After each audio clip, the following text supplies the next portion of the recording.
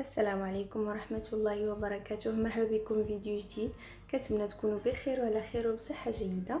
اليوم ان شاء الله بغيت نشارك معكم هاد الكيكه ديال الاكلير.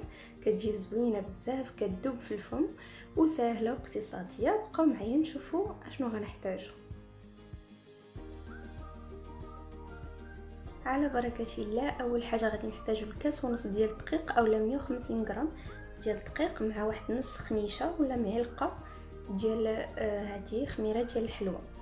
صافي كنخلطوهم وغادي نجيب واحد الكاسرونه وغادي نديرو فيها واحد 80 غرام تقريبا ديال الزبده وندوبوها. غادي ندوبوها هي الاولى نحطوها، عاد غادي نضيفو عليها ان شاء الله الحليب 100 مليلتر مع 100 مليلتر ديال الماء. كما كتشوفوا هنا غادي نديروا الخليط الزبده والحليب والماء. منين غادي يغلاو غادي نضيفوا ليهم الدقيق كما كتشوفوا في الفيديو. يعني كيكه سهله كتجي صراحه زوينه وسهله وخفيفه، كتجي رطيبه وزوينه.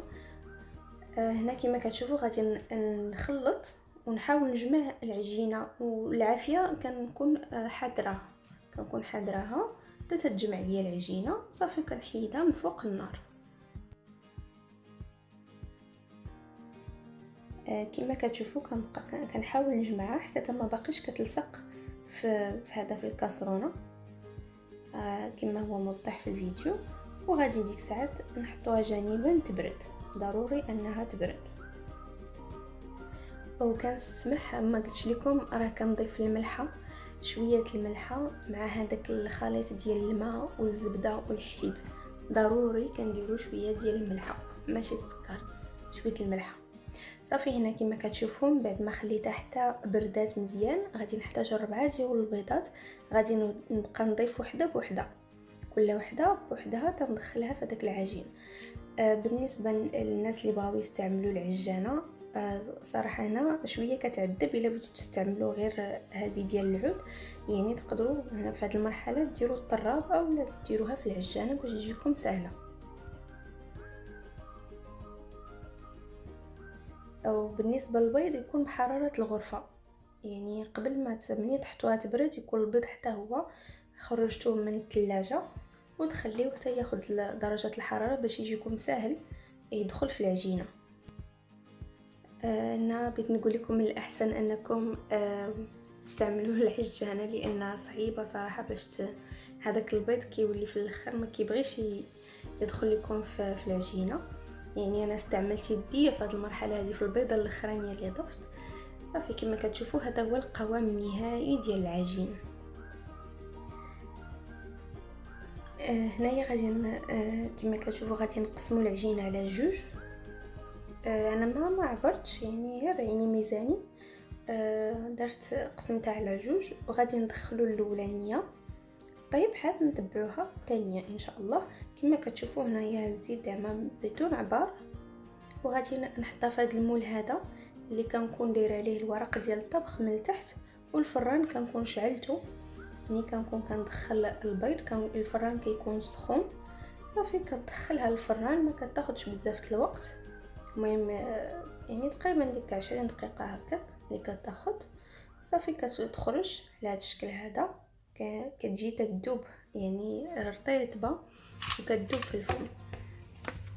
صافي هنا غادي ندخلو حتى الطرف الثاني بنفس الطريقه، غادي نسرحوه في المول وندخلوه.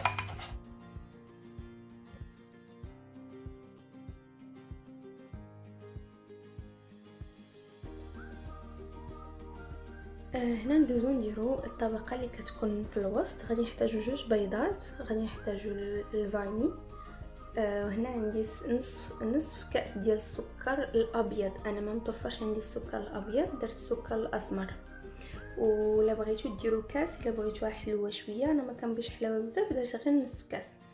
وكذلك غادي نحتاجو الكاس ديال كاس يعني 100 غرام ديال النشا. وكذلك غادي نحتاجو نصف لتر ديال الحليب. صافي كما كتشوفوا. المهم هذه على حسب الذوق، تقدروا ديروها بالشكلاط، تقدروا ديروا اللي بغيتو، يعني في العماره ديروا اللي بغيتو. المهم انا شاركت معكم الكريمه اللي درت. كنحطوها فوق النار كنبقاو تنحركوها حتى تولي بحال هكذا ثقيله. غادي نحطوها في واحد السبيره، وباش ما يتكونش لنا داك القشره غادي نديرو الزبده من الفوق بحال هكا، كندخلوها نحطوها تبرد عاد ندخلوها للثلاجه. هنايا الطرف الثاني كيكون وجد كما شفتوا. هنا غادي ندوزو، غادي نحتاجو لواحد 100 غرام ديال الزبده، غادي نطربها مزيان، عاد نضيف عليها هذيك الكريمه كما كتشوفوا، كنطربهم بجوج مزيان على هذا الشكل هذا. كتكون الكريمه واجده، هذيك هي العماره اللي غادي نديرها. هنا غادي نمونطيو وغادي نرجعو نفس المول، غادي نمونطيو فيه، غادي نديرو الكيكه الاولانيه والعماره، عاد غادي نديرو هذاك كما كتشوفوا راه موضح في الفيديو. يعني كيكه كتجي صراحه زوينه ومناسبه للضيوف، المنظر ديالها زوين، المذاق ديالها زوين، كتجي غزاله. ما جربوها وردوا عليا. صافي هذا هو الشكل النهائي ديالها. كنتمنى الفيديو ديال اليوم يكون نال اعجابكم. نتلاقاو فيديو جديد ان شاء الله.